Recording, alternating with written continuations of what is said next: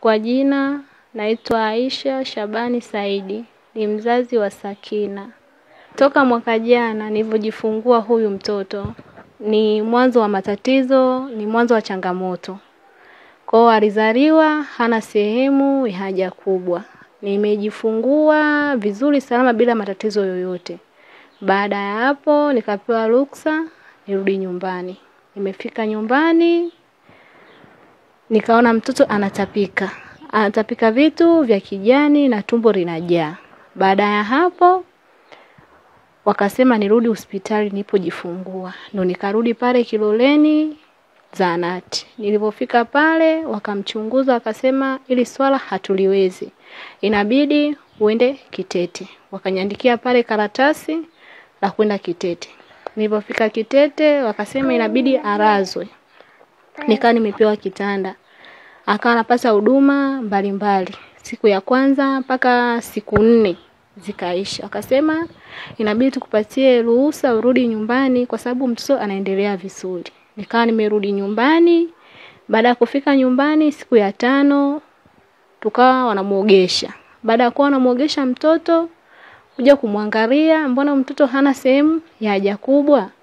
Kumchungulia vizuri kweli kukuta hana sehemu kabisa. Wakasema inabidi urudi hospitali. Nikawa nimerudi Kitete. Nilipofika Kitete pale wakawa wamemwangalia wakasema kweli hana sehemu ya haja kubwa. Wanabidi tukupatie rufaa uende Bugando. Nikawa sina namna. Nikaandikiwa ile rufaa, kesho yake mimi nikaondoka pamoja na mume wangu. Kitu wakasema inabidi afanyiwe operation awekewe njia ya dharura ambayo inaonekana hapo tumboni. Ili awe anatumia. Ndio wakawa wamemfanyia operation wamwekewe njia ya dharura hapo tumboni. Ndio akawa anatumia. Nikawa nahudhuria kila mwezi naenda kliniki, kila mwezi naenda kliniki. Alipofikisha miezi 4 wakaniambia inabidi afanyiwe operation ya kutengeneza njia huku nyuma. Wakawa nimeenda nimelazwa. Baada ya kulazwa mimi nikawa najua atazibwa vyote kwa pamoja. Lakini kumbe akawa ameenda kumfanyia operation tu ya kutengeneza njia.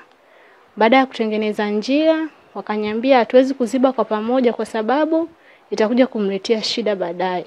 Kwa akawa wamemtengeneza kule nyuma wakaniambia kuna vyuma atakuwa anatumia mpaka pale tutapojiridhisha. Nikaa kila mwezi naenda napewa chuma. Naenda napewa chuma. Baadaye wakajiridhisha wenyewe wakasema ipo sawa.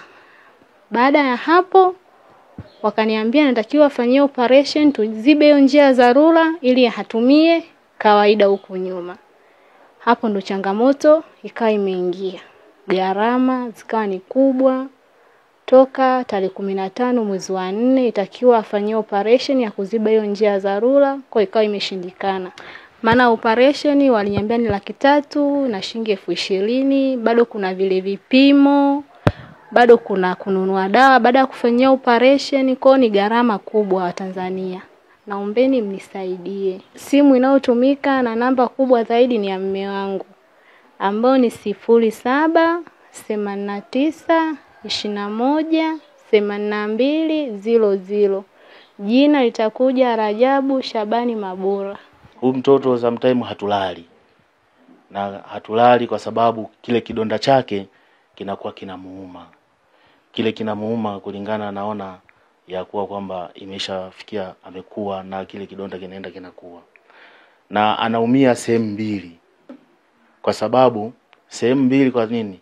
Kule nyuma alipotengenezewa, alipofanyiwa operation ya kule nyuma, kuna chuma hichi.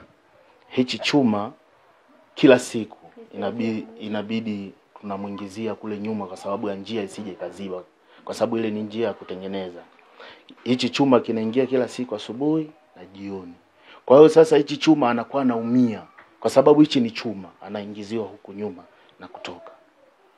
Kwa hiyo changamoto anakuwa anaumia, analia na kulia penyewe huko panauma na hapa panauma kwenye kidonda chake.